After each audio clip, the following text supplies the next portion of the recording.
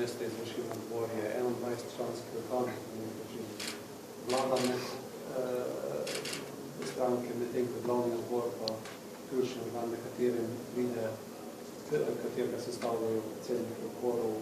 občinskih, torej to 200-članskih. Današnji dan je namenjen po eni strani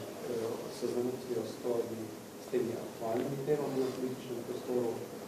tako je na tem področju zadeva, smo dobili popolno podporo pri naše aktivnosti, ki tudi poslanska skupina in vodstvo stranke vodi na področju nepremičninskega davka, in pa vztrajanje in nadaljevanje v tem, da se ta nepravičen davek zaustavi in verjamemo tudi v modrost ustavnega sodišča, kar se tiče pa del aktivnosti, so bile pozitivno ocenjene in v veliki meri so tudi naši člani na terenu sodelovali pri zbiranju teh podpore peticij proti nepremičninskemu davku. To je ena zadev. Druga, naslednja zadeva je tudi posledice po elementarnih nesrečah. Imamo na tem območju Slovenije celo vrsta problemov. Upozorili smo na to, da bi morali vsi skupaj iskati tudi izzive v teh elementarnih nesrečah in predvsem,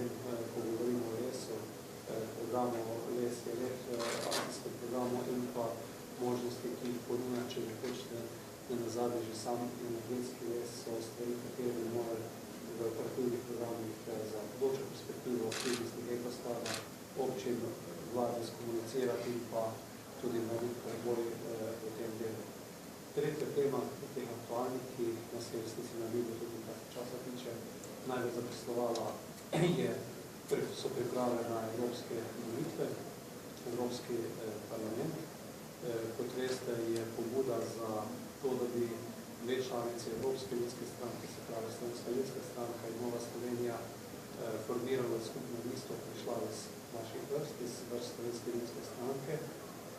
Mi smo to idejo najprej v vodstvu, tudi na kolegiju stranke, na enem izvršilnem odboru 7. januarja že tudi predebatirali, predstavili. V tem času so potekali tudi pogovori s kolegi iz Nove Slovenije, nazadnje odvili se tudi svet Nove Slovenije, na katerem je predsednica Nove Slovenije dobila ta mandat, da sedaj se tudi pogovarjajo z nami o sodelovanju na teh skupni listi in tudi danes je razprava na izvršilnem odboru šla v to smer, da je veliko razlogov, zakaj je nastopil čas, da dve članice Evropske ljudske stranke sestavita skupaj listo za Evropski parlament. Prva ključna zadeva je, da smo trdno prepričani sicer, da so časi, ko bo potrebno na političnem prostoru spostaviti nov model iskrenega sodelovanja, ne to, kar se sedaj počne zadnje leta v slovenski politiki, da se več ali manj